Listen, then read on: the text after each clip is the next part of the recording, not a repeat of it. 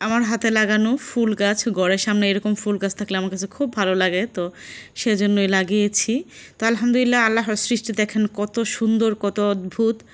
আসলে মানুষ কি কখনো এরকম করে আল্লাহর মতো করে কখনো সৃষ্টি করতে পারবে? যতই মানুষ ফুল আমরা বানাই অনেকেই কাগজ দিয়ে, কিন্তু আল্লাহর সৃষ্টি ফুল আর মানুষের তৈরি করা আকাশ পাতাল ব্যবধান।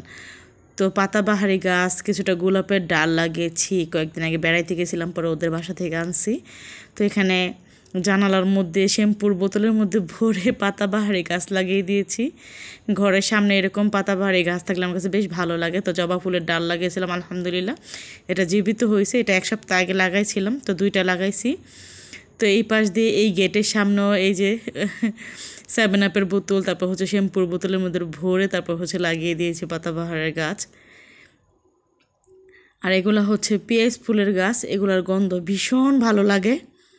বাড়ির সামনে এরকম গাছগাছালি লাগানো থাকলে কিন্তু খুবই ভালো লাগে। সবসময় ভাবতাম যে আমাদের ঘরের সামনে এরকম ফুল লাগানো থাকবে, তো যেই ভাবা সেই কাজ। 1 মাস আগে এই সাইডেরগুলো লাগাইছি, আর ওইগুলো হচ্ছে প্রায় 2-3 মাস হবে আর কি লাগাইছি।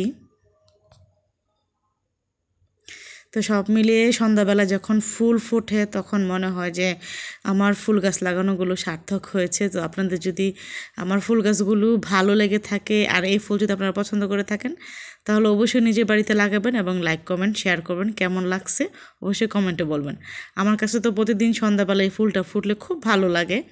মানে ফুল দেখলে কেন জানি না মনটা খুবই ভালো হয়ে যায়। খুব মানে ফুল হচ্ছে পৃথিবীর সবচেয়ে সুন্দর জিনিস, সেজন্য হয়তো বা ফুলটা দেখলে মনটা ভালো হয়ে যায়। সবাই ভালো থাকবেন। আসসালামু আলাইকুম।